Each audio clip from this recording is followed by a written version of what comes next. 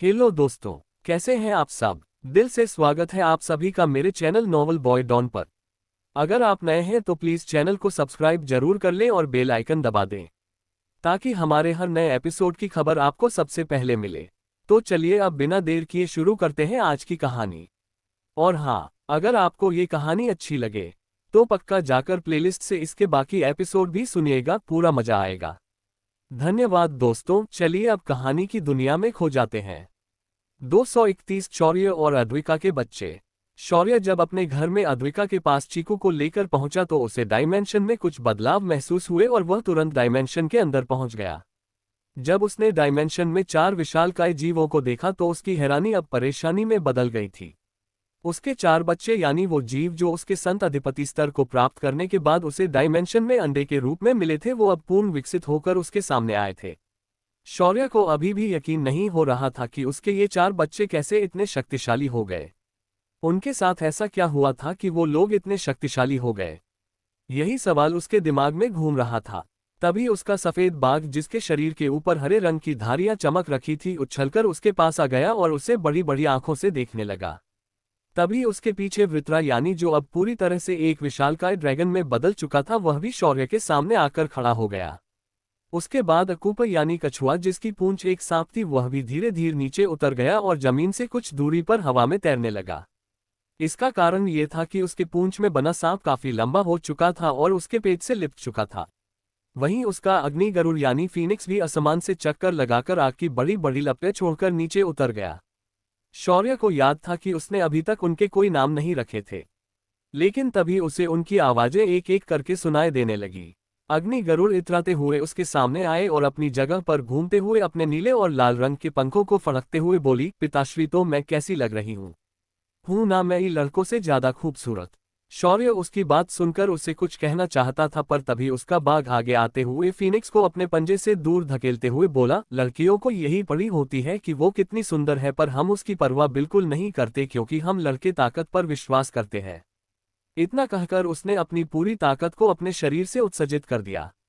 अग्नि गरुड़ ने अपनी चोंच एक बार राइट और फिर लेफ्ट घुमाए और बोली, हाँ हाँ पता है, हम लड़कियां हैं तो हमें ताकत से क्या लेना देना, पर फिर भी मैं कहूंगी कि हम भी ताकत में तुमसे कम नहीं है।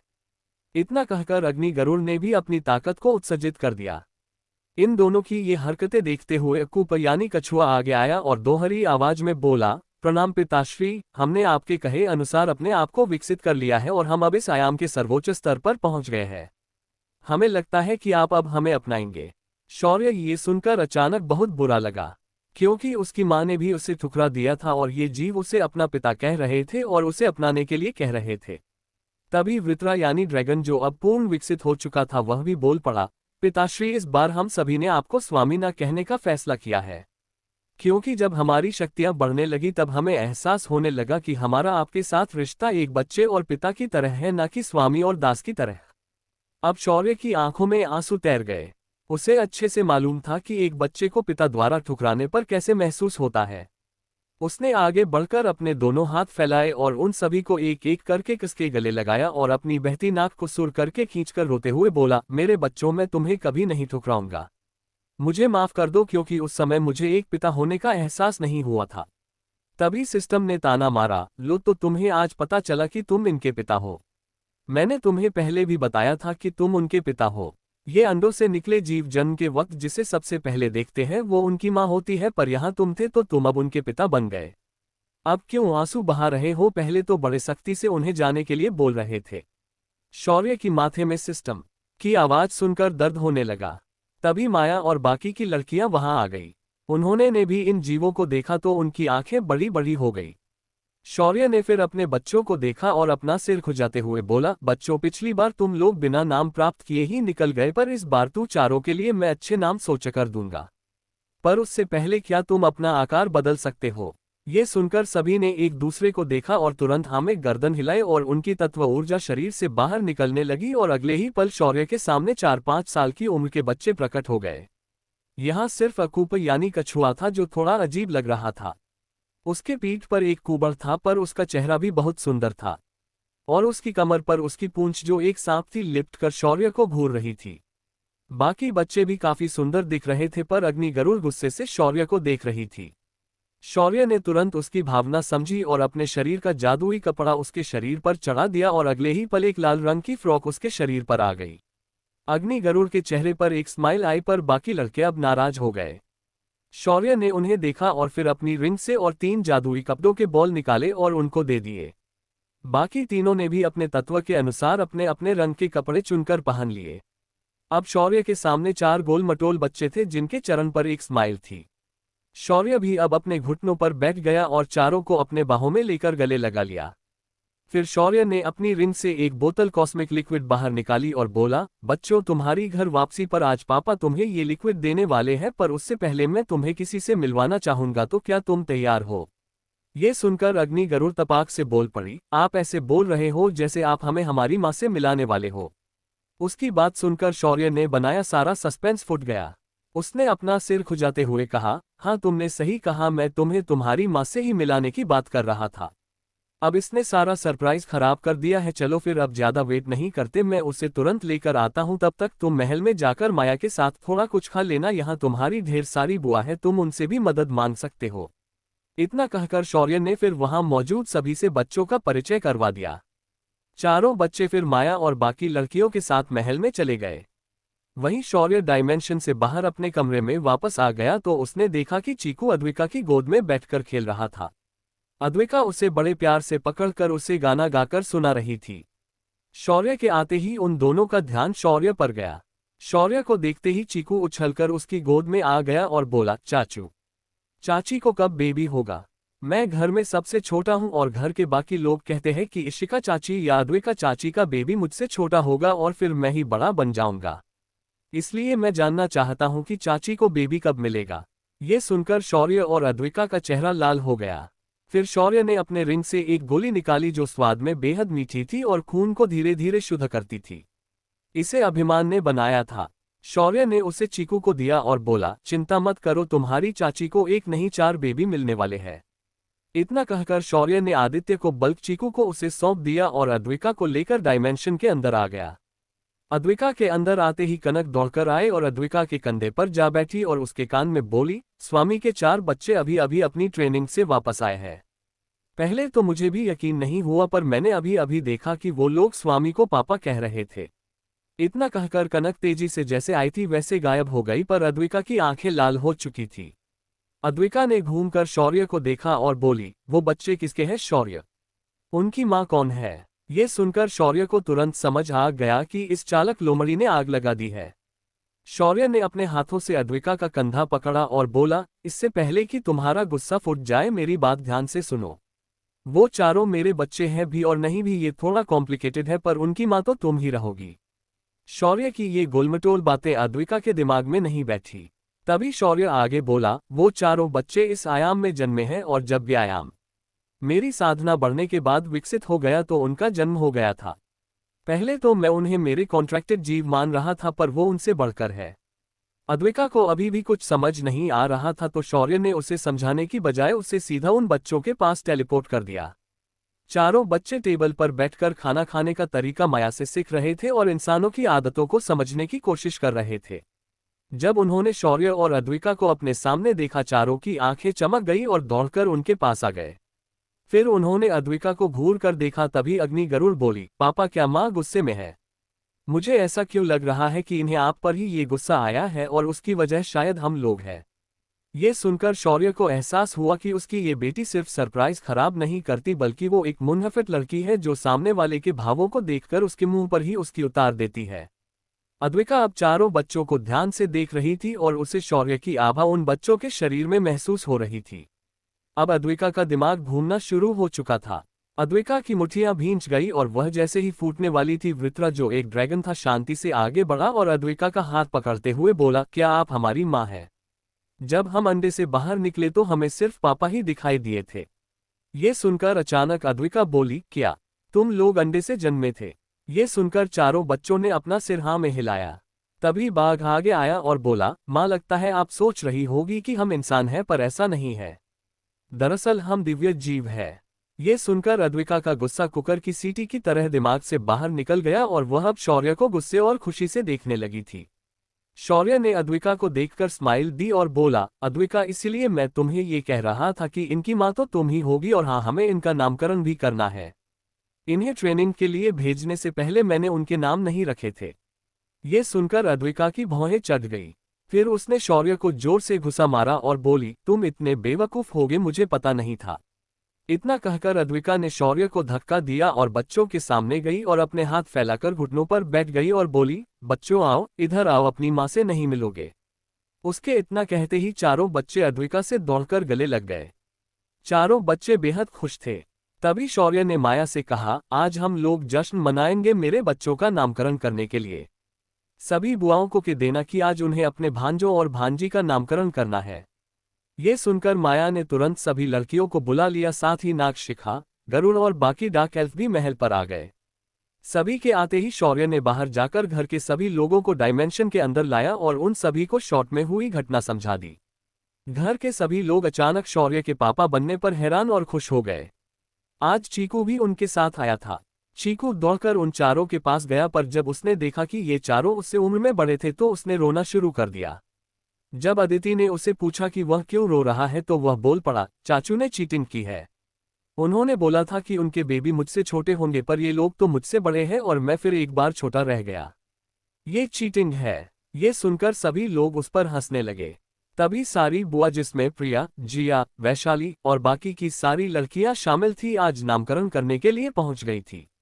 उन्होंने 4 झूले सजाए, पर वो झुके बच्चों से ज्यादा छोटे थे तो उन सभी को झूलों के बगल में कुर्सियों पर बिठाया गया। वैशाली, जो इन सभी में बड़ी थी, वो आगे आए और चारों बच्चों के कानों में झुककर उनका नाम लेकर कुर की आवाज करके चली गई। इसी दौरान बक लड़कियों ने उसकी पीठ थपथपाई। उसके बाद जिया आए और फिर प्रिया, फिर बाकी की लड़कियां आए। इन सभी ने बारी बारी से अलग अलग नाम लिए और रस्म को पूरा किया। आखिर में अद्विका ने अपने 4 तय किए हुए नाम उनके कानों में बोल दिए और नामकरण का फंक्शन पार हो गया।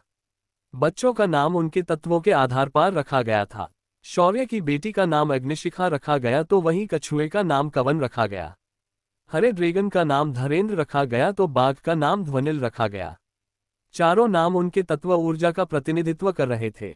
तभी जामवाल दादाजी और बाकी के सारे लड़के एक कोने में गए और फिर विराज ने चोरी से एक बड़ी दारू की बोतल बाहर निकालकर उन्हें दिखाए और फिर सारे लड़के खुश हो गए और महल के बाहर चले गए। सारे दारू के शौकीन थे तो महफिल तो रंगनी तय थी। इधर जब शौर्य को ये लोग दिखाई देना बंद हो गए तो वह भी उनके पीछे चला गया। जब शौर्य उनके पास पहुंचा तो कई सारी बोतलें अब तक खाली हो चुकी थी और सारे लड़के और दादाजी टून हो चुके थे। उनकी ऐसी हालत देखकर शौर्य को अचानक पसीना आने लगा। शौर्य को वो बैचलर पार्टी वाली रात याद आई जिस दिन सभी लड़के टून हो गए थे और आज तो जामवाल दादाजी भी जन्नत की सैर कर रहे थे। तभी शौर्य ने देखा कि झाड़ियों में से आदित्य 4 भुने हुए खरगोश लेकर बाहर आ गया था।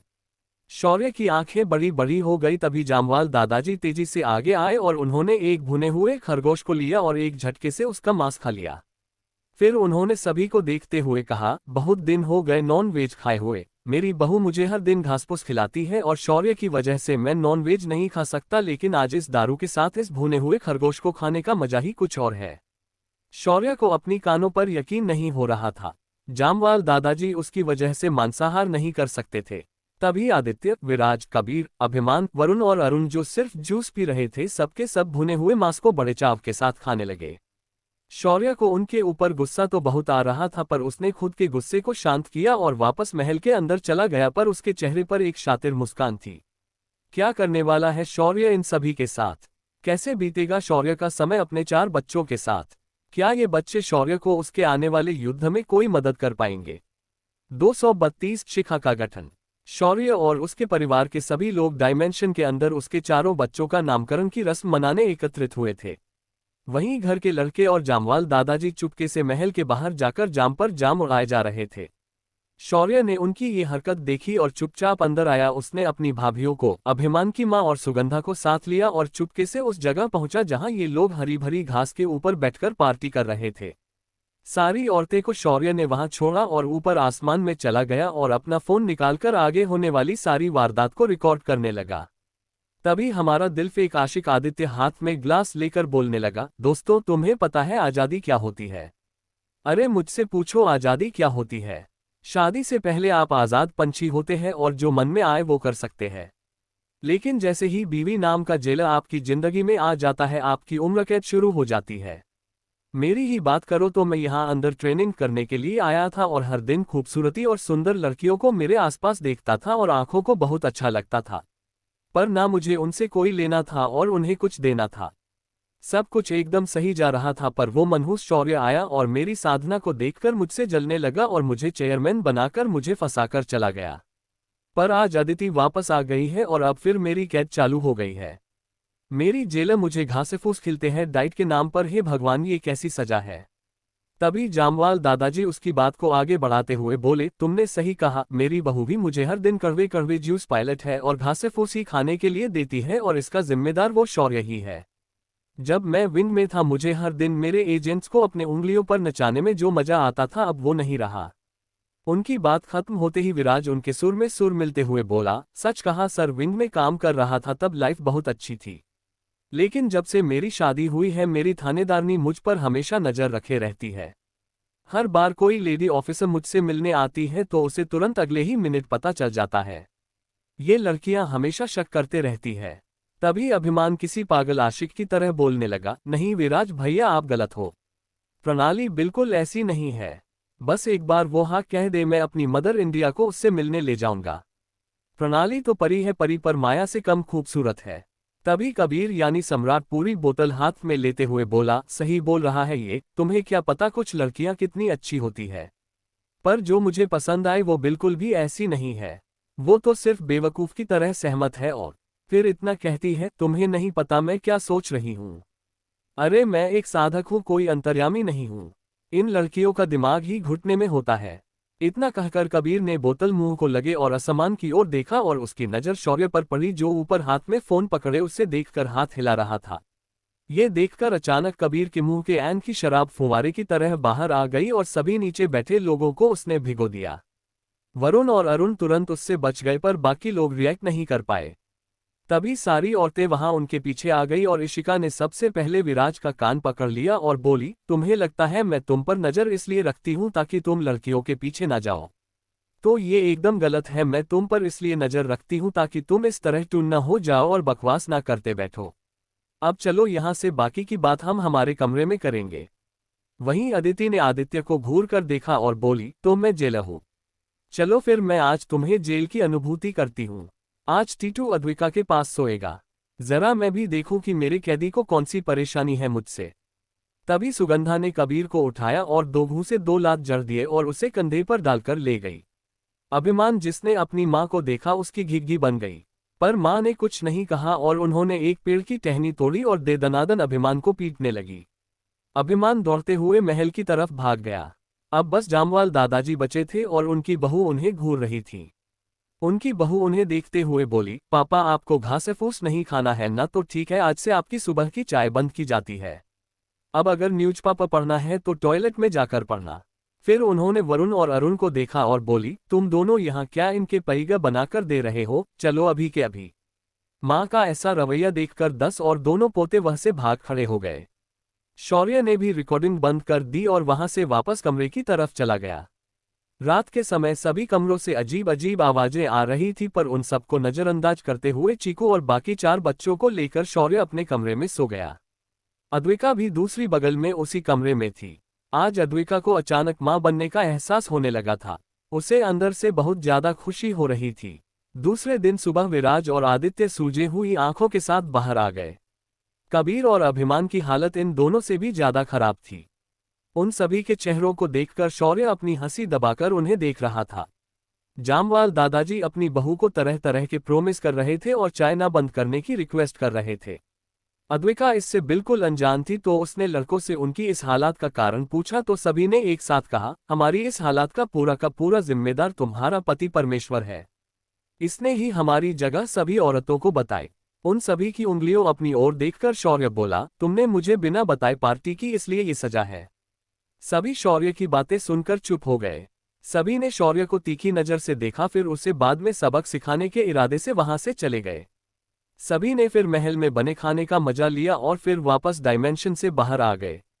शौर्य और अद्विका जब बाहर आने लगे तो इस बार चारों बच्चे उनके पीछे लग गए और बच्चों की जिद के आगे शौर्य के अंदर का पापा जाग गया और उसने उन्हें अपने साथ ले लिया। जब सभी लोग डायमेंशन से बाहर निकल आए तो बाहर भोर का समय हो चुका था। सभी लोग अपने अपने कमरे में चले गए। शौर्य अपने बच्चों के साथ अपने कमरे में आ गया। फिर उसने उन सभी को अपने सामने खड़ा किया और बोला, तुम लोगों को मैंने जो कॉस्मिक लिक्विड दिया है उसके अंदर से तुम लोग एक समय में सिर्फ 5 बूंदे पी लो। ये लिक्विड पहले तुम्हारी हड्डियों को मजबूत करेगा, उसके बाद अगले स्तर पर 5 और बूंदे पी लेना जो तुम्हारे अंतर्गत अंगों को मजबूत करेगा, फिर आखिर में 5 और बूंदे पी लेना जो तुम्हारी आत्माओं को मजबूत कर देगा। सब करने के लिए मैं तुम्हें 2 और दिन दूंगा, उसके बाद हम तुम्हारी माँ के साथ एक युद्ध के लिए निकलने वाले हैं। ये सुनकर चारों बच्चों ने हाँ में अपना सिर हिला लिया। भले ये सभी बच्चे दिखते थे पर थे तो एक संत अधिपति स्तर के जीव ही। इनकी समझदारी आम नौजवान इंसान से ज्यादा थी। शौर्य ने फिर उन्हें अपने कमरे से बाहर लाकर विला के आखिरी फ्लोर पर बने एक कमरे में लाया और साधना के लिए बिठा दिया। इंसानी रूप में उन लोगों ने साधना कभी नहीं की थी तो शौर्य ने उन्हें वो तरीका मेमोरी ट्रांसफर के जरिए समझा दिया। बच्चों को उस कमरे में छोड़कर शौर्य ने उस कमरे को सारणी से सील कर दिया और उसका टाइमर 2 दिनों का सेट कर दिया। 2 दिनों बाद ये सील अपने आप खुलने वाली थी। शौर्य उसके बाद वापस नीचे आया और उसने एक नंबर डायल कर दिया। अगले ही पल कॉल कनेक्ट होते ही दूसरी तरफ से एक आवाज आए, हाँ भाई बोलिए, क्या हम हमारे फाइनल फेज को शुरू करने वाले हैं? ये सुनकर शौर्य ने हाँ में अपनी गर्दन हिलते हुए कहा, हाँ हम अब आखिरी फेज को शुरू करने वाले हैं और मैं चाहता हूं कि तुम अब आगे से कमान संभालो। लीना और बाकी लड़कियां ओलंपस में चच और नाइट्स पर नजर रखे हुए हैं। तुम अब अंदर जाकर युद्ध की तैयारियां शुरू करवाओ और पूरे ओलंपस का पूरा कंट्रोल अपने हाथ में ले लो। मैं और बाकी लोग 2 दिनों में रणभूमि में मिलेंगे। शौर्य की बात सुनकर आद्या, जिसे शौर्य ने इन लड़कियों की चीफ बनाया था, आगे बोली, भाई वो सब तो ठीक है पर इतने दिनों से हमारे ग्रुप को कोई नाम नहीं दिया गया, कोई अच्छा नाम दे दो ताकि हम हमारे संगठन को और अधिक ताकतवर बना सके। ये सुनकर शौर्य को भी अपनी गलती का एहसास हुआ और बोला, मैंने तो ये सोचा ही नहीं। ठीक है, हम इस संगठन को शिखा संगठन कहेंगे। संगठन का नाम सुनकर आद्या को इस नाम का कोई अर्थ समझ में नहीं आया तो शौर्य ने शांति से समझाया, शिखा का मतलब होता है चोटी जो महादेव के सिर पर होती है।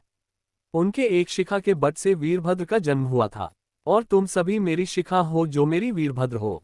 तो आज से जो भी तुम करोगे तो वो काम शिखा संगठन के नाम से करना। शौर्य की बात पर आद्या खुश हो गई। शौर्य ने इसके बाद बाकी के इंस्ट्रक्शन दे दिए और फोन काट दिया। शौर्य अब आराम से अपनी कुर्सी पर टेक लगाकर बैठ गया और अपने रणनीति के बारे में सोचने लगा। तभी उसे आदित्य का सुबह सुबह फोन आया। शौर्य ने फोन उठाया और बोला, भाई आप घर के अंदर रहकर भी मुझे फोन क्यों कर रहे हो? ये सुनकर आदित्य ने चिढ़कर कहा, जरा घड़ी भी देखा करो, मैं ऑफिस में हूं इस वक्त। और हाँ, आज रात मैंने एक पार्टी रखी है और देश के सभी बड़े बिजनेसमैन इस पार्टी में आने वाले हैं, रायजादा भी आएंगे। मैं सोच रहा हूं कि तुम इस पार्टी में आ जाओ। ये सुनकर शौर्य का मुंह बन गया। शौर्य को इन अमीरों की पार्टी में जाना पसंद नहीं था क्योंकि ये जेंटलमैन पार्टी कम थरकी लोगों की पार्टी ज्यादा लगती थी। फिर भी शौर्य ने पार्टी के लिए हाँ कहा क्योंकि उसे भी रायजादा को देखना था। शौर्य उसके बाद अद्विका के पास चला गया जो इस वक्त बच्चों के सामने खड़े रहकर उन्हें भरी आंखों से देख रही थी। जब उसे शौर्य के आने का एहसास हुआ तो वह पीछे मुड़कर गुस्से से शौर्य से बोली, तुम मेरे बच्चों को बाहर आते ही ऐसे कैसे साधना करने के लिए कह सकते हो? तुम्हें थोड़ी भी दया नहीं है उन पर? यह सुनकर शौर्य का मुंह उतर गया। फिर उसने शांति से अद्विका के कंधे को पकड़ा और बोला, मेरी जान तुम गलत समझ रही हो।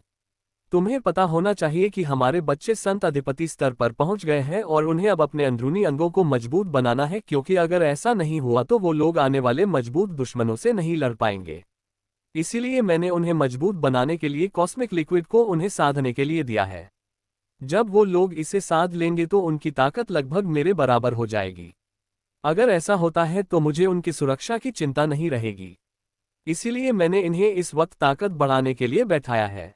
अब तुम भी अपनी ताकत बढ़ाने के लिए डायमेंशन में जा सकती हो ताकि जब तुम वापस आओ तो संत अधिपति स्तर की एक योद्धा बनकर लौटो। शौर्य की बात सुनकर अद्विका को बहुत अजीब लगा। शौर्य ने इससे पहले कभी भी उसे इतनी सावधानी बरतते हुए नहीं देखा था, पर उसने उसकी हाँ में हाँ मिलाए और तुरंत साधना करने के लिए राजी हो गई। उसे भी पता था कि अगर शौर्य के कंधे से कंधा मिलाकर लड़ना हो तो उसे भी अपनी साधना को उसके बराबर स्तर पर लाना होगा। शौर्य ने उसके बाद अद्विका को डायमेंशन के अंदर भेज दिया और खुद विला से बाहर निकल गया। विला से बाहर आते ही शौर्य ने अपनी कैजुअल लुक को अपना लिया। फिर वह वहां से चलते चलते टहलने निकल गया।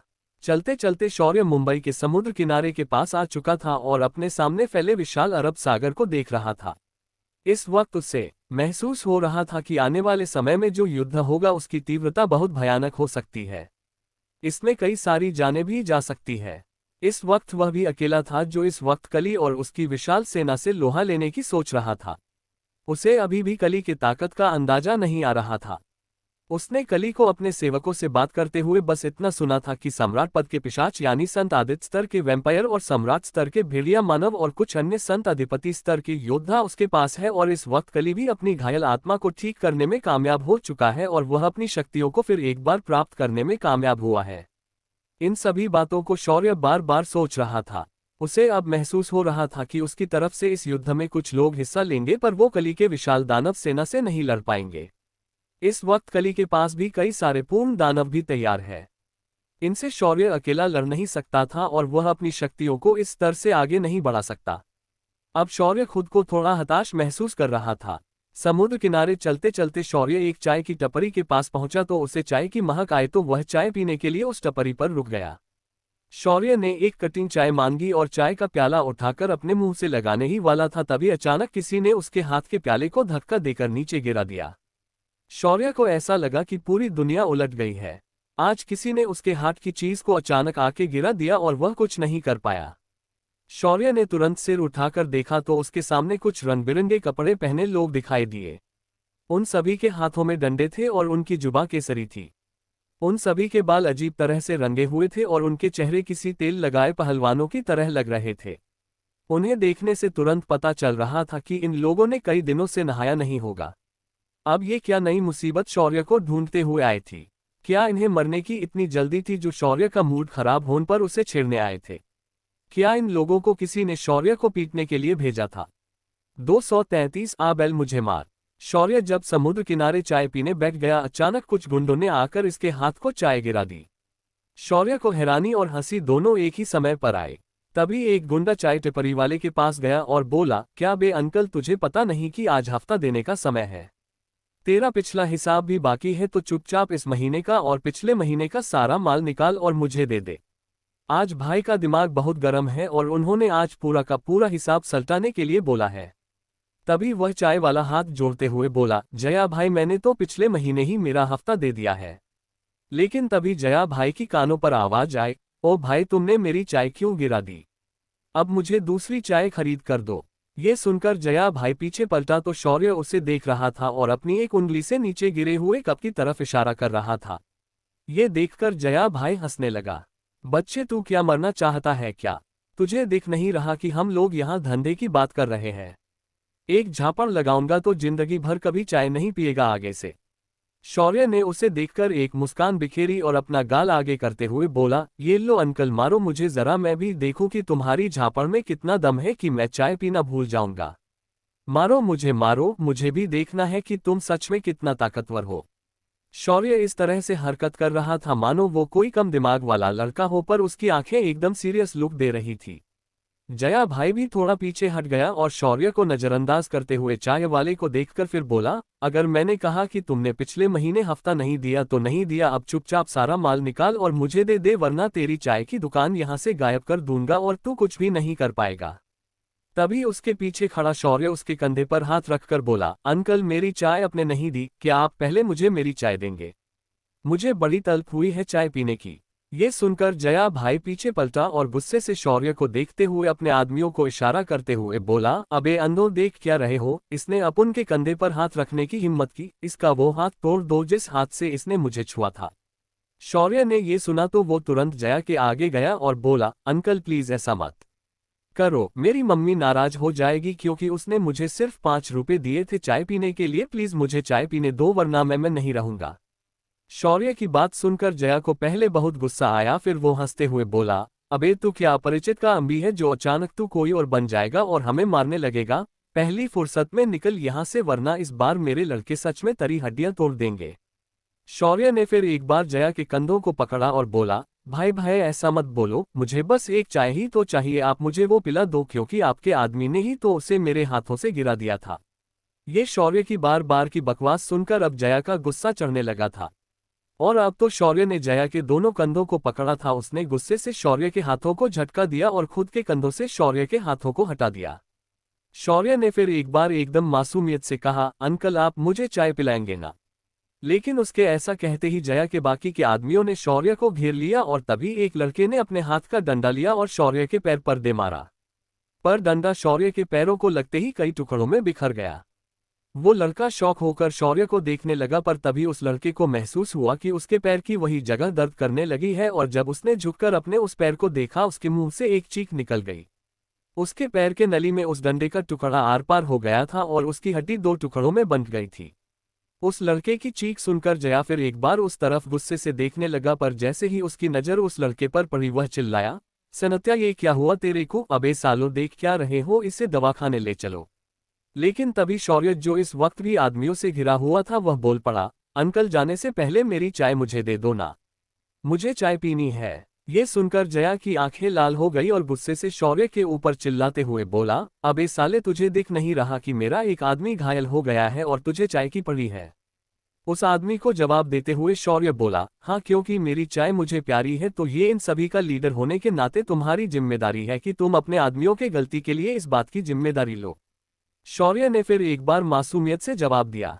अब जया का गुस्सा आपे से बाहर हो गया और वह दांत पीसते हुए शौर्य को देखने लगा और बोला, तुझे चाय पीनी है तो फिर इधर आ, तुझे मैं चाय पिलाता हूं।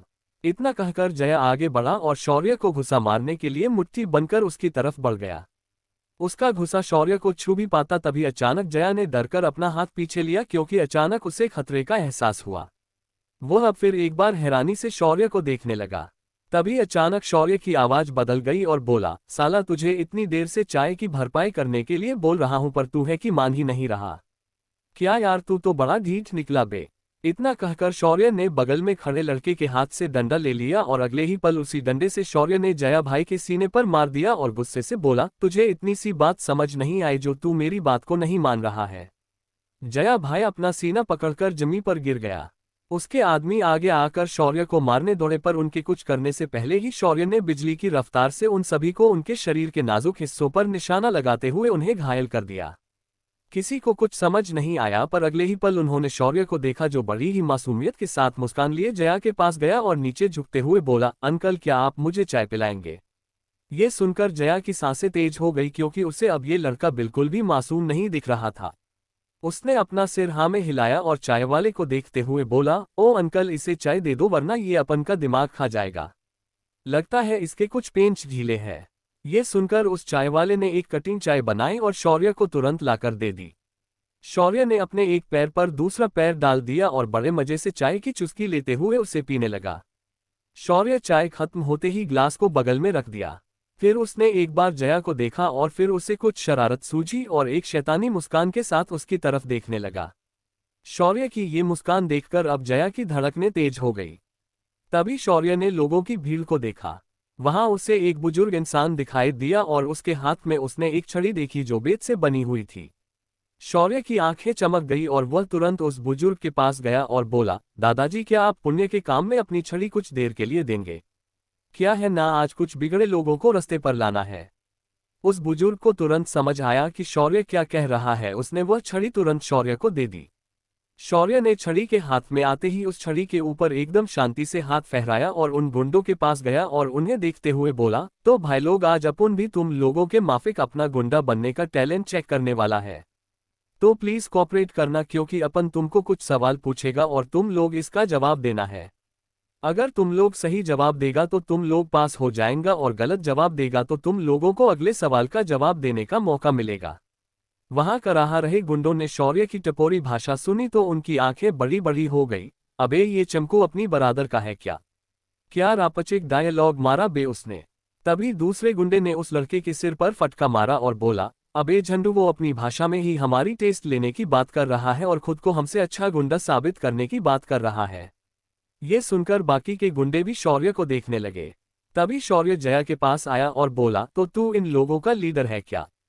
चल तेरे को अपन पहला सवाल पूछेगा, तो तेरा पहला सवाल ये है कि हमारा राष्ट्रगीत कौन सा है? ये सुनकर जया गुस्से से बोला, अबे ढक्कन तुझे क्या हम पागल दिख रहे हैं जो तेरी बात मानेंगे? तू जानता नहीं हम लोग किसके आदमी है? मैं राजू चाचा का राइट हैंड है। ये सुनकर शौर्य ने आगे बिना कुछ कहे ही उस छड़ी से जया के घुटनों पर एक फटका लगा दिया। वो फटका काफी जोरदार था, जिस वजह से उसका दर्द बढ़ गया। इसे लगने लगा कि इस एक फटके में उसकी जान निकल जाएगी। जय दांत पीसते हुए बोला, हमारा राष्ट्रगीत चक दे इंडिया है। ये सुनकर शौर्य के माथे की नसें उभर आए और उसने फिर एक बार एक फटका जया को मार दिया। फिर उसने बाकी गुंडों को देखा और बोला, अगर तुम लोगों में से कोई इसका जवाब जानता है तो बिंदास आकर इसका जवाब दे। शौर्य की बात सुनकर एक लड़का आगे आते हुए बोला, मुझे पता है, इसका जवाब है वंदे मातरम। ये सुनकर शौर्य ने उस लड़के को भी उस छड़ी से पीट दिया। उसके बाद शौर्य ने फिर एक बार जया की ओर देखा और फिर उसे समझाते हुए बोला, भाई बनना इतना आसान होता है क्या? चलो अपन इसका जवाब बताता है, हमारा राष्ट्रगीत जनगण मन है। अब अगला सवाल बोलो तो तुम्हारा फेवरेट छत्रपति शिवाजी महाराज की माताजी का नाम क्या था? ये सुनकर सारे गुंडों ने अपना हाथ ऊपर किया। तभी एक लड़का जल्दबाजी से बोला, भाई है, उनका नाम आओ साहेब था। ये सुनकर शौर्य को बड़ा झटका लगा। तभी दूसरा लड़का खड़ा हुआ और बोला, उनका नाम तो मृणाल कुलकर्णी था। इन गुंडों का ज्ञान देखकर शौर्य को खुद पर शर्म आने लगी कि उसने इतना मुश्किल सवाल पूछा। शौर्य ने उस छड़ी को फिर एक बार उन गुंडों को पीटने के लिए इस्तेमाल किया और फिर थक कर गहरी सांस लेते हुए बोला, क्या गुंडा बनेगा रे तुम लोग? सही जवाब है जिजामाता या जीजाबाई। अब इसे याद रखना। अब अगला सवाल। लेकिन उससे पहले ही जया करहाते हुए बोला, भाई रुक जा, अपन को पता है कि तू हमसे भी बड़ा गुंडा है, हमें माफ कर दे और जाने दे, हम अगली बार अच्छे से पढ़ाई करके आएंगे और आज से ये गुंडागिरी बंद कर देंगे। ये सुनकर शौर्य के चेहरे पर एक स्माइल आ गई। देखा, मैंने बोला था कि मैं तुमसे अच्छा गुंडा बन सकता है क्योंकि मुझे इन सवालों का जवाब पता है। लेकिन तुम्हें इसके जवाब मालूम नहीं है। तुम लोग गुंडा नहीं बन सकते। अब पतली गली से यहां से निकल जाओ और इसके बाद कभी नजर मत आना। शौर्य की बात सुनकर सारे गुंडे जैसे आए थे वैसे वापस चले गए। शौर्य वहीं खड़े उस बुजुर्ग के पास गया और उन्हें उनकी छड़ी लौटा दी। जैसे ही शौर्य मुड़कर वहां से जाने लगा तभी कुछ बिना छत की गाड़ियां वहां आ गई। जया भाई के साथ कुछ नए गुंडे नीचे उतर गए। उन सब के आगे एक मोटा गुंडा था जो इन सभी का लीडर लग रहा था। उसने लंबा सफेद रंग का कुर्ता पहना था और उसके नीचे एक जीन्स पहनी थी। आंखों पर काला चश्मा था और हाथों में ढेर सारी अंगूठियां और ब्रेसलेट पहने थे। उसके मुंह में पान दबा हुआ था।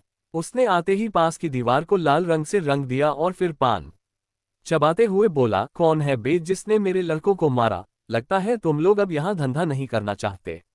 जाओ सब लोग और इन सभी की दुकानें बंद कर दो। इतना कहकर वो आदमी पीछे जाकर गाड़ी के बोनट पर बैठ गया और सामने का तमाशा देखने लगा।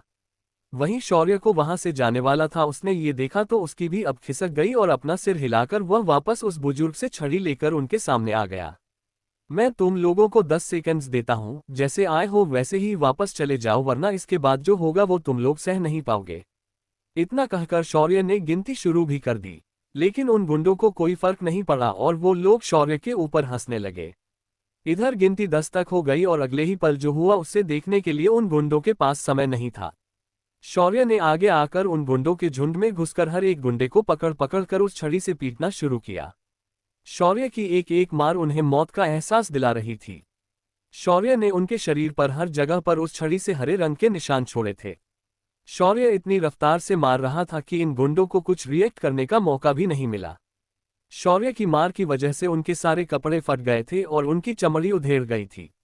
शौर्य की मार बड़ी मजबूत थी जिस वजह से वो लोग अब उठ नहीं पा रहे थे। शौर्य ने मरते वक्त हर उस गुंडे का एक पैर और एक हाथ तोड़कर रख दिया था ताकि वो जिंदा भर उस बात को याद रख सके। गुंडों को कुछ मिनटों में निपटाने के बाद शौर्य की नज़र बोनट पर बैठे आदमी पर गई। इस आदमी की आसपास के इलाके में बहुत ज्यादा दहशत थी। उसे हर कोई राजू चाचा के नाम से जानते थे, लेकिन आज उसके सामने ही उसके आदमियों को कुत्ते की तरह पिट दिया था। शौर्य को अपनी ओर आते हुए देखकर राजू की हवाएं उड़ने लगी। उसने अपने कुर्ते के अंदर से बंदूक निकाली और शौर्य के ऊपर तान दी और बोला, ए लड़के रुक, वहीं पर रुक वरना अपन गोली चला देगा। तू जानता नहीं कि अपन के ऊपर किसका हाथ है। अगर मुझे कुछ हुआ तो एमएलए तुझे छोड़ेगा नहीं। अपन रवि पाटिल का आदमी है। उसके इतने कहने के बावजूद शौर्य ने छड़ी को उसके सामने घुमा दिया और अगले ही पल उसके हाथ की बंदूक चूर चूर हो गई। शौर्य अगला हमला उसकी गर्दन पर कर दिया और अगले ही पल राजू चाचा के बदन में कट दांत गया और वह छटपटाने लगा और जमीन पर गिर गया। शौर्य ने वह छड़ी वापस उस बुजुर्ग को दे दी और एक नज़र उन गुंडों पर डाली और बोला, आज के बाद यहाँ कोई हफ्ता लेने नहीं आएगा वरना मैं वापस आ जाऊंगा। तभी वह चाय वाला एक कप चाय लेकर शौर्य के सामने आया और बोला, बेटा तुम्हारा नाम क्या है? ये सुनकर शौर्य मुस्कुराया और हंसते हुए बोला, अरे चाचा, इस बंदे को लोग शौर्य कहते हैं। वैसे कुछ लोग मुझे पहचान गए होंगे। इतना कहकर शौर्य ने एक घूंट में गर्म गर्म चाय गटक ली और वहां सब पॉकेट में हाथ डालकर निकल गया। इस वक्त उसकी मंजिल वह होटल थी जहां आदित्य ने पार्टी रखी थी। क्या होने वाला है अब शौर्य के साथ? क्या रवि पाटिल शौर्य को छोड़ देगा? क्या शौर्य कोई नया पंगा अपने सिर लेने वाला है आज के झगड़े की वजह से? 234 पार्टी पंगा। शौर्य ने गुंडों को सबक सिखाया और फिर वहां से उस होटल की ओर निकल गया जहां आदित्य ने आज पार्टी रखी थी। आज पूरे देश के बड़े बड़े बिजनेसमैन इस पार्टी में शामिल होने के लिए आने वाले थे। देश का कोई भी बिजनेसमैन इस मौके को छोड़ना नहीं चाहता था। गीतांजलि कॉरपोरेशन द्वारा आयोजित ये पार्टी बहुत खास थी। आज तक इन्होंने कोई पार्टी नहीं रखी थी, ना ही किसी बिजनेसमैन को बेवजह अपनी शकल में आने दिया था।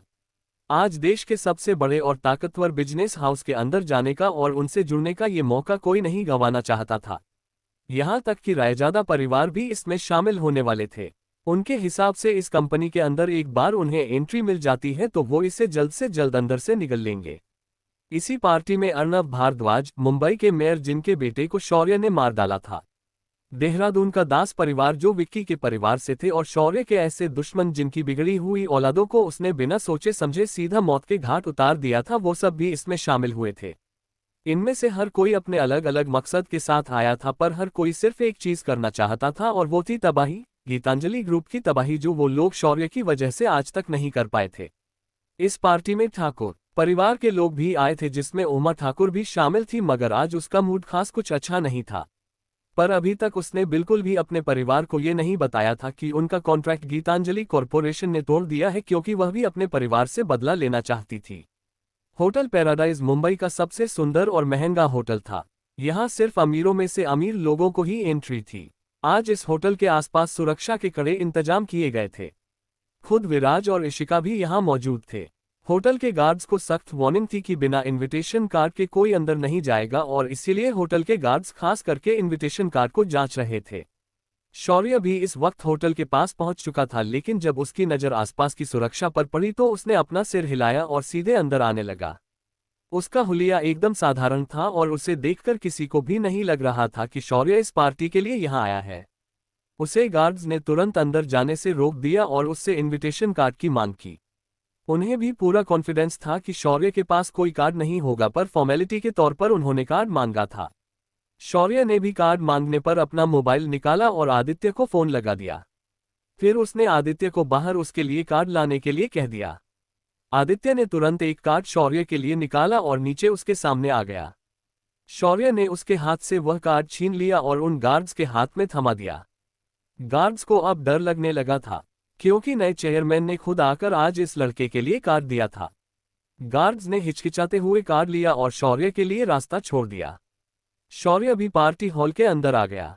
अंदर आते ही आदित्य ने अपने कान छूकर उससे इशारे में माफी मांगी। शौर्य ने मुस्कुराते हुए उसे जाने के लिए कह दिया।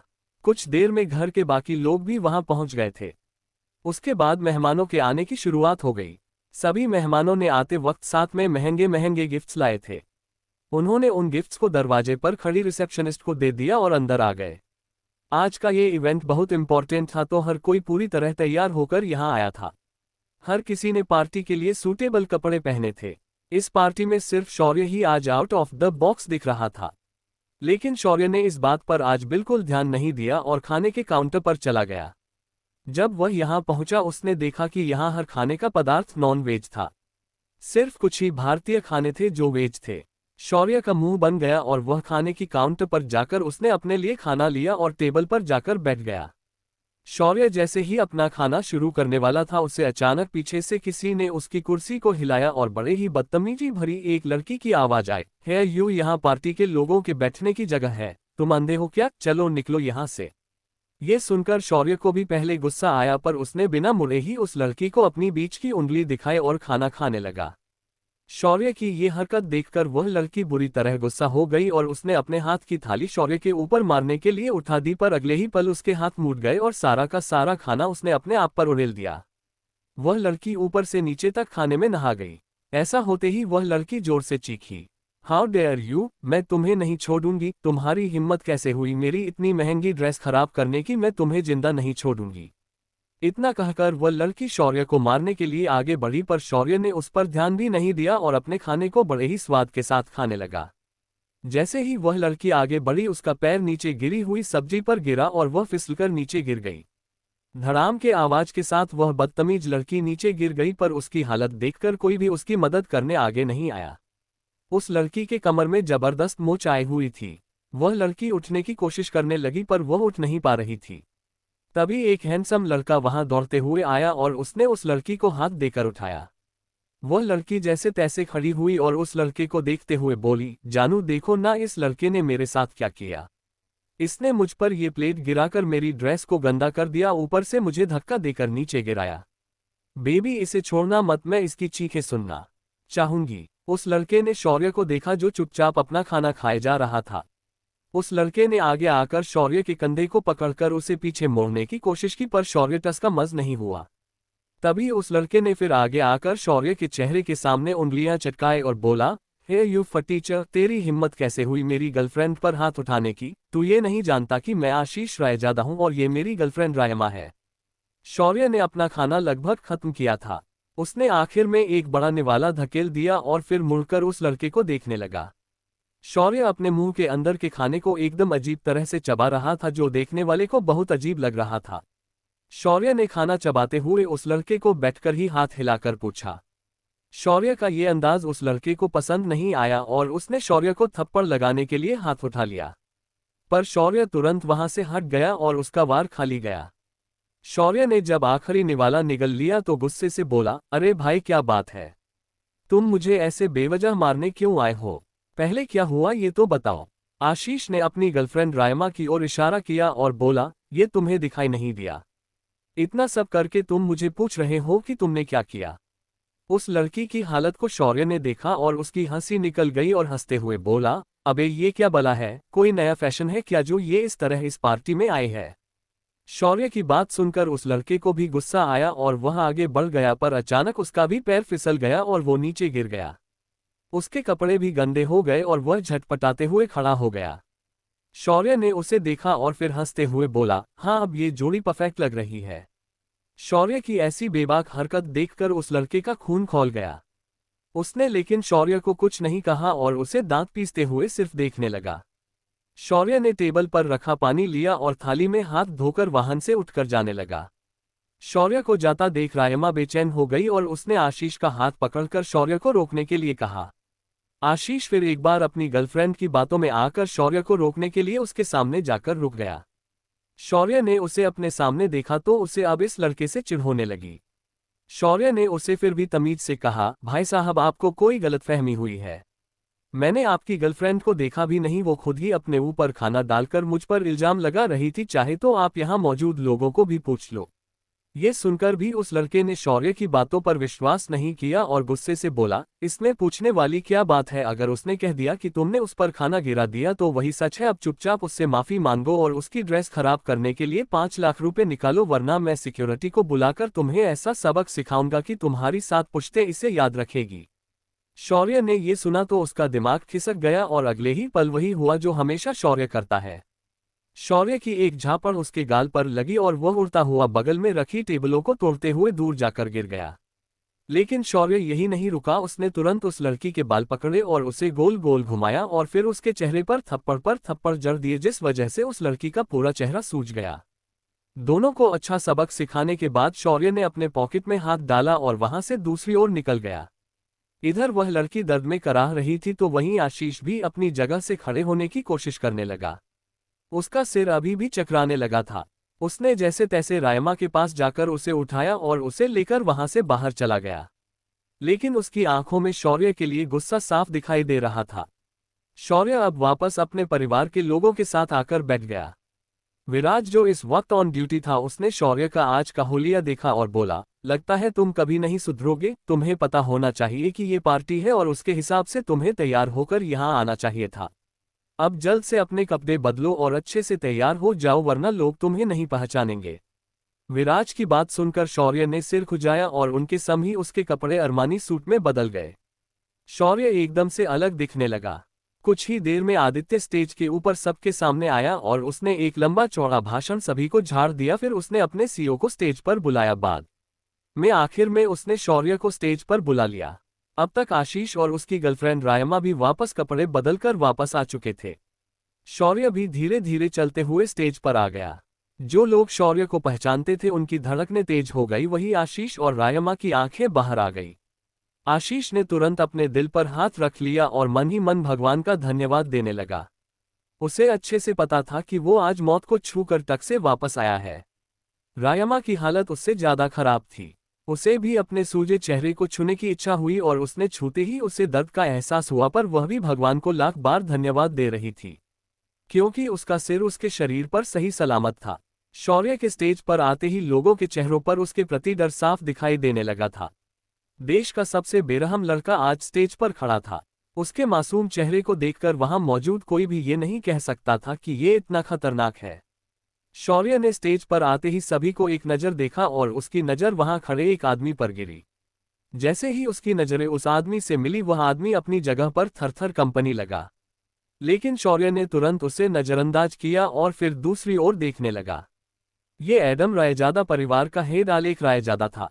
आलेख को शौर्य की नज़रों में एक खतरनाक आभा महसूस हुई। आलेख अंदर तक डर गया था। उसे महसूस हुआ कि शौर्य को उसके काले धंधे पता है और किसी भी वक्त शौर्य की गाज उस पर गिर सकती है। तभी शौर्य ने भी अपना छोटा स्पीच दे दिया और स्टेज से उतरकर अपने परिवार के लोगों के पास पहुंच गया। शौर्य के बाद कशिश स्टेज पर आए और उसने सभी को देखते हुए कहा, हमारे पुराने बॉस ने अपना पद छोड़ा। उस वक्त ठाकुर एंटरप्राइज की वजह से हमें बिजनेस में बहुत लॉस हुआ, तो इसी वजह से हमने हमारा डिस्ट्रीब्यूटर बदल दिया है। साथ ही उनके समय कुछ लोगों ने हमारा सामान ठाकुर एंटरप्राइज के साथ मिलकर ब्लैक मार्केट में होर्डिंग करके बेचने की कोशिश की। अब हमारे नए बॉस ने उन सभी दोषी लोगों पर लीगल कार्यवाही करने का फैसला किया है, पर हमारे पुराने बॉस के हिसाब से वो अपना हिसाब खुद सेटल करने वाले हैं। तो मैं ये आप सभी के सामने बताना चाहूंगी कि इस मामले में दोषी लोगों का अगर कोई साथ देने की कोशिश करता है तो वह हमारे पुराने बॉस का दुश्मन बन जाएगा। कशिश की ये बात सुनकर सभी की नजरें ठाकुर परिवार पर टिक गई, तो ठाकुर परिवार के लोगों की नजरें उमा पर टिक गई। वहीं उमा इस वक्त आलेख रायजादा को देख रही थी। आलेख के हाथ पैर ठंडे हो गए थे। उसने अपनी नजरें धीरे से शौर्य की ओर मोड़ी तो शौर्य भी उससे ही घूर रहा था। आलेख को अचानक अपने दिल में चुभन महसूस हुई और उसने अपने सीने पर हाथ रख लिया। शौर्य उसकी ऐसी हालत देखकर मुस्कुराने लगा। तभी आदित्य जो सब कुछ ध्यान से देख रहा था वह भी एक शैतान हंसी के साथ मुस्कुराने लगा। कशिश ने फिर अपना माइक नीचे रख दिया और वापस नीचे उतर गई। उसके बाद रिया ने सभी को देखा और पार्टी शुरू करने की अनाउंसमेंट कर दी। पार्टी शुरू हो गई और हर कोई पार्टी में मगन हो गया। रायजादा और ठाकुर परिवार के लोगों ने इसी बात का फायदा उठाया और चुपके से होटल से बाहर निकल गए। लेकिन उमा पार्टी में ही रुकी रही। उसकी नजरें इस वक्त शौर्य के ऊपर ही जमी थी। उसने पहले सोचा था कि शौर्य बेहद खतरनाक है, पर उसका भाई भी उतना ही खतरनाक था। वो अब बिल्कुल भी उनकी नजरों के सामने से हटना नहीं चाहती थी। उसे अपने जान की चिंता थी। जैसे ही रायजादा परिवार और ठाकुर परिवार के लोग अपनी अपनी गाड़ियों में बैठकर वहां से थोड़ी दूरी तक चले गए, अचानक उनकी गाड़ियों रास्ते पर धमाके के साथ उड़ गई और सभी के सभी लोग मारे गए। कुछ ही देर में पार्टी में मौजूद लोगों को ये न्यूज मिल गई और सबके हाथ पैर ठंडे हो गए। इस हादसे में आशीष और उसकी गर्लफ्रेंड भी मारे गए थे।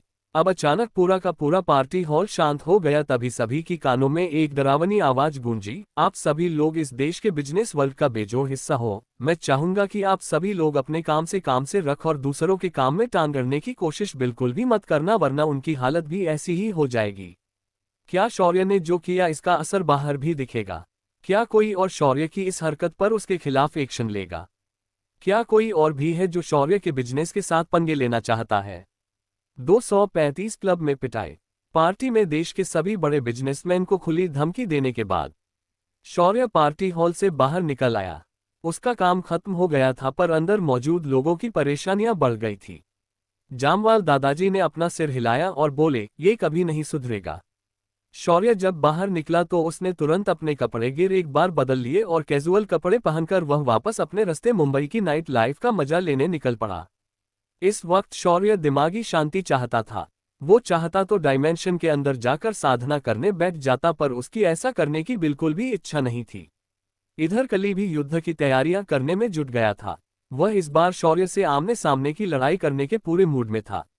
उसे ये बात अच्छे से पता चल चुकी थी कि वो शौर्य को किसी भी टेढ़ी चाल से परेशान नहीं कर सकता। उसके पास अब बस यही रास्ता बचा था। उसने कई सारे पूर्ण दानव सैनिक बना लिए थे। अब उसके पास दानवों की विशालकाय सेना तैयार थी। बस अब जंग का आगाज होना बाकी था। उसने कई बुरी आत्माओं को भी अपने पास बुला लिया था जिनका वह पूरी दुनिया में तबाही के लिए उपयोग करने वाला था।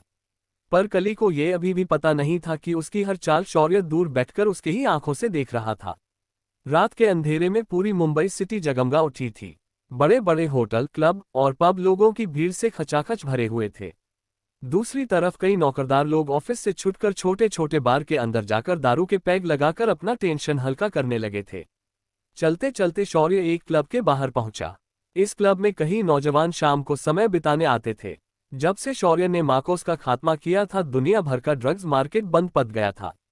रात के समय ये क्लब्स ही ऐसे ड्रग्स की दुकानें बनते थे, लेकिन अब इन क्लबों में हुक्का चलने लगा था। शौर्य ने एंट्री फीस दी और क्लब के अंदर घुस गया। अंदर जगमगाती डिस्को लाइट्स और स्टेज के ऊपर डीजे के धुन पर थिरकने वाले लड़के लड़कियां नशे में झूमते हुए बेवड़े लोग यहां दूर खड़े रहकर नजारों का मजा ले रहे थे। शौर्य को इस चीज का बड़ा कौतूहल था, तो वो आज अपना समय बिताने के लिए यहां आया था। उसने आते ही काउंटर पर एक बारटेंडर को देखा और उसे देखकर पूछा, क्या आपके पास कोई नॉन अल्कोहलिक ड्रिंक मिल सकती है? ये सुनकर वह बारटेंडर पहले तो शौर्य को ऊपर से नीचे देखने लगा, फिर उसने कुछ सोचकर हमें सिर हिलाया और शौर्य के सामने ही उसने 2 सोडा और शरबत की बोतलें खोली और उसने एक मीठा थोड़ा खट्टा शरबत बनाया और शौर्य को दे दिया। उसने बनाया हुआ शरबत दूर से देखने पर किसी फेमस कॉकटेल से कम नहीं लग रहा था। शौर्य ने उसे उठाया और ओंठों से लगाया। तभी उसकी बगल में एक लड़की आकर बैठ गई। जब उस लड़की ने शौर्य को देखा तो उसकी आंखें हैरानी से बड़ी हो गई और वो लगभग चिल्लाते हुए बोली, मिस्टर शौर्य, आप यहाँ कैसे? ओह माय गॉड, मैं आपको कितने दिनों से ढूंढ रही हूँ। ये सुनकर शौर्य ने अपनी बगल में बैठी लड़की को देखा तो वह तुरंत उस लड़की को पहचान गया। ये लड़की कोई और नहीं, प्रणाली बिरला थी, रायचंद बिरला की इकलौती बेटी। शौर्य ने इधर आते वक्त रायचंद बिरला को शौर्य ने पार्टी में देखा था। उस वक्त उसने उनसे कोई बात नहीं की थी, पर वह एक बात बता सकता था कि उनका चेहरा कुछ उतरा हुआ था। शौर्य ने प्रणाली को देखकर एक फीकी मुस्कान दी और बोला, क्या हुआ मिस प्रणाली, आप मुझे क्यों ढूंढ रही थी? ये सुनकर प्रणाली तपाक से बोली, शौर्य सर, एक्चुअली बात यह थी कि मुझे आपकी मदद चाहिए। मुझे मालूम है कि आप चीजों को अच्छी तरह से समझ सकते हैं। मेरे दादाजी ने कुछ दिनों पहले एक प्राचीन एंटीक खरीदा था। इस एंटीक के घर पर आते ही दादाजी की तबीयत खराब रहने लगी और आज वो कोमा में चले गए हैं। ये सारी घटना 1 हफ्ते में ही हो गई है। हमें संभालने का या इस घटना को समझने का मौका भी नहीं मिला। प्रणाली की बात सुनकर शौर्य की भौहें सिकुड़ गई और मन में सोचा, क्या ये लड़की मुझे कोई हकीम समझती है क्या? अरे दीदी, मैं शौर्य हूँ, इस देश का सबसे बड़ा बिजनेसमैन। साला कुछ तो इज्जत करो यार। शौर्य ने फिर अपने चेहरे पर मुस्कान लाए और बोला, ओह तो ये बात है, ठीक है, फिर मैं आपके बिरला हाउस कल सुबह पहुंच जाऊंगा। पर याद रखना, मुझे कोई बदतमीज इंसान मेरे आड़े नहीं आना चाहिए, वरना उसका अंजाम बहुत खतरनाक हो सकता है। शौर्य की वार्निंग सुनकर प्रणाली की रीढ़ की हड्डी में ठंडक महसूस हुई। शौर्य उसके बाद वहां ज्यादा देर तक रुकना नहीं चाहता था, पर तभी एक लड़का अचानक वहां आया और उसने प्रणाली की कमर में हाथ डालकर कहा, हे प्रणाली, तुम यहाँ क्या कर रही हो? Come on baby, let's enjoy the music.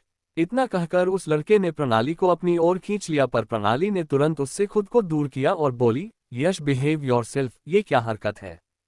प्रणाली की बात सुनकर यश का चेहरा उतर गया और बोला, देखो प्रणाली, तुम्हारी मेरे साथ सगाई हुई है तो अब मेरा हक बनता है कि मैं तुम्हें इतना तो टच कर सकूं।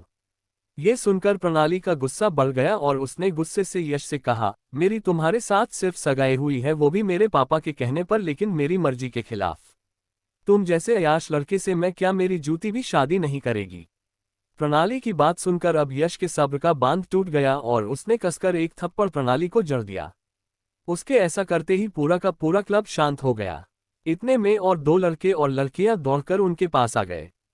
उनके आते ही उन लड़कों के सामने यश ने ऐसे जताया मानो सारी गलती प्रणाली की हो। उनके साथ की दोनों लड़कियां प्रणाली की बेस्ट फ्रेंड थी।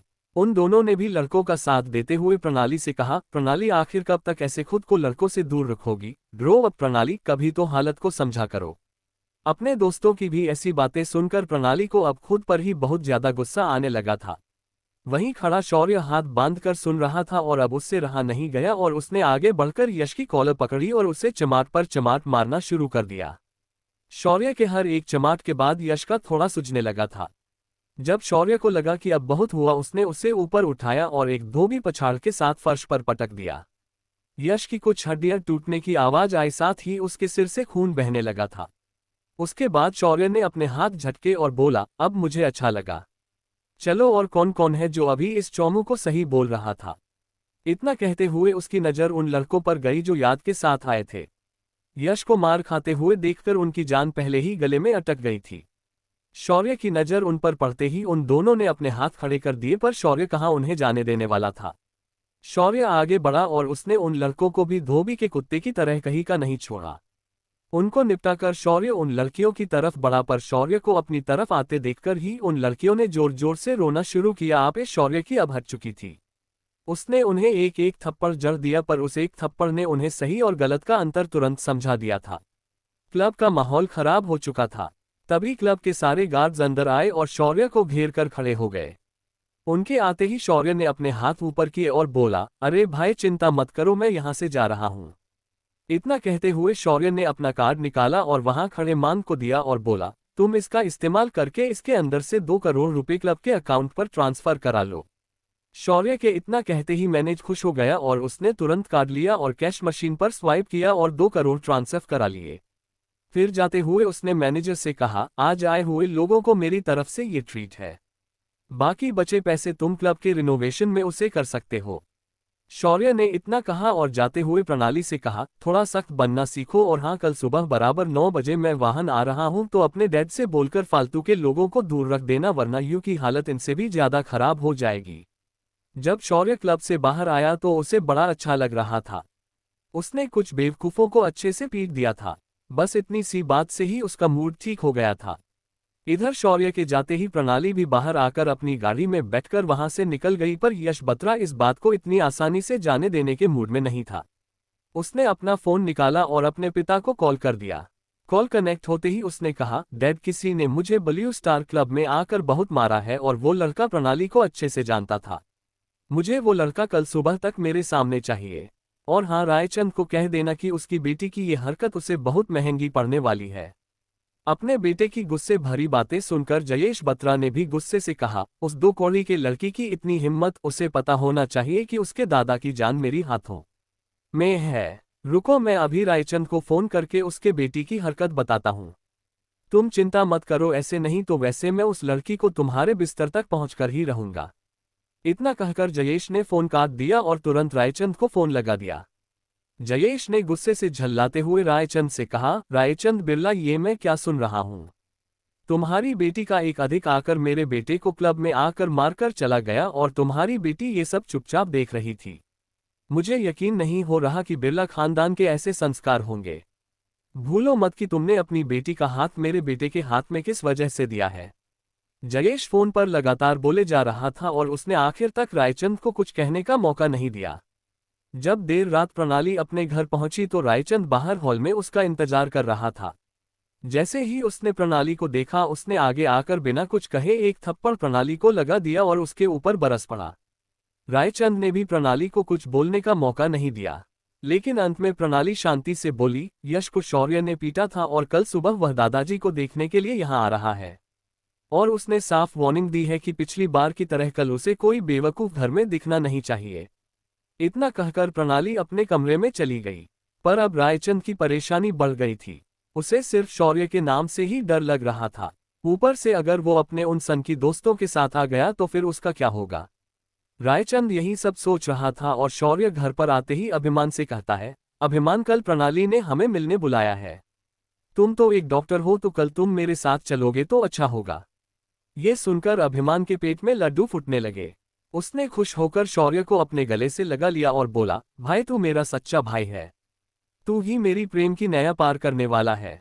अभिमान की इस हरकत पर शौर्य ने उससे अपने से दूर धकेल दिया और गुस्से से बोला, हाँ भाई मैं तेरी मदद कर दूंगा, पर एक प्रॉब्लम है। प्रणाली की उसके घर वालों ने जबरदस्ती एक पागल और घमंडी लड़के के साथ सगाई कर दी है। शौर्य की बात सुनकर अभिमान बहुत ज्यादा गुस्सा हो गया और बोला, वो कोई भी हो उसे मैं गायब कर दूंगा। उसकी ये हिम्मत, वो मेरी प्रणाली को पत्नी बनाने के सपने देखे। तभी कबीर और विराज भी बोले, हम दोनों भी कल तुम्हारे साथ आएंगे। जरा हम भी देखें कि भाभी को हमारे भाई से कौन छीनना चाहता है। ये सुनकर शौर्य ने भी हाँ में अपनी गर्दन हिलाई, पर तभी अभिमान के मुंह से चीख निकल गई। तुम कोई इतने बड़े आदमी हो जो उस लड़की की शादी तोड़ने जा रहे हो? जमीन पर रहना सीखो बेटा। अगर मुझे पता चला कि तुमने कोई कांड किया है तो मैं तुम्हारा जो ये लंबा कान है न उससे कल पूरा उखाड़ दूंगी। अभिमान की हालत देखकर बाकी लोग तुरंत उससे दूर हो गए। तभी अभिमान की मां ने शौर्य को देखकर कहा, पहले ये देखो कि वह लड़की ठीक ठाक है भी या नहीं। एक बात का ध्यान रखना कि वह लड़की खानदानी होनी चाहिए और हमारे परिवार में जल्दी घुल मिल सके। मुझे वो क्या कहते हो तुम लोग? हाँ, गोल्ड डिगर लड़की। ऐसी लड़की मुझे नहीं चाहिए। ये सुनकर शौर्य शांति से बोला, क्या माँ आप भी फोकट की चिंता करती है? वो लड़की बहुत सुंदर है और मन से भी अच्छी है। आप उसके चरित्र की चिंता मत कीजिए, उसके पिता देश के जाने माने बिजनेस के मालिक है। ये सुनकर माँ ने एक गहरी सांस ली और बोली, अगर तुम कहते हो तो ठीक है, पर ध्यान रखना कि उनके घर जाने के बाद कोई नया बखेड़ा खड़ा मत करना। माँ की बात सुनकर चारों लड़कों ने एक दूसरे को देखा और जोर जोर से हंसने लगे। उनकी हंसी किसी शैतान की हंसी से कम नहीं थी। तभी आदित्य, जो अकेला बैठकर ये सब सुन रहा था, वो गुस्से से बोला, ये चीटिंग है, कल मैं भी तुम लोगों के साथ चलूंगा। आदित्य की बात सुनकर शौर्य ने अपना सिर पीट लिया और फिर आदित्य को बोला, बड़े भाई आपको पता होना चाहिए कि आपको अब पूरा देश जानता है। अगर आप भी हम बच्चों के साथ उनके घर आएंगे तो आपके पीछे कई लोग आपका पीछा करते हुए वहां आ जाएंगे, इसलिए बेहतर होगा कि आप फिलहाल सिर्फ कंपनी पर ध्यान दें। एक बार लड़की हमारे अभिमान से इम्प्रेस हो जाए तो मैं आपको अपने साथ खुद लेकर जाऊंगा। ये सुनकर आदित्य का चेहरा थोड़ा उतर गया, पर वह आखिर में मान गया। उसके बाद कुछ देर और हंसी मजाक करने के बाद सभी लोग अपने अपने कमरे में वापस चले गए। दूसरे दिन सुबह बिरला मैंशन लोगों से भरा हुआ था। कई सारे गोरे लोग जो विदेश से आए थे, वो लोग प्रणाली के दादाजी का इलाज करने यहाँ आए हुए थे। प्रणाली के दादाजी भूचंद बिरला इस वक्त कोमा में थे और इन डॉक्टर्स को उनकी जांच करने के लिए प्रणाली के चाचा मानसिंह बिरला ने बुलाया था। मानसिंह को घर पर देखकर रायचंद को बार बार शौर्य की धमकी याद आ रही थी। उसी वक्त जयेश बत्रा अपने बेटे यश को लेकर यहाँ पहुंच गया था। उसके हाथ में एक बैग था। इस वक्त यश का भी थोबड़ा सुजा हुआ था। उन्हें देखकर रायचंद ने पहले ही इनके लिए भगवान से प्रार्थना करना शुरू कर दिया। अब कौन सी मुसीबत आने वाली है बिरला मैंशन के अंदर? क्या शौर्य और अभिमान भूचंद बिरला का इलाज कर पाएंगे? आखिर ऐसा क्या है जयेश बत्रा के पास जिसके दम पर वह दादाजी की जान अपने मुट्ठी में करके बैठा है? इन सभी सवालों के जवाब जानने के लिए बने रहिए मेरे साथ सिर्फ तारांकन तारांकन। तो दोस्तों, ये थी हमारी आज की कहानी। उम्मीद है आपको सुनकर मजा आया होगा दिल।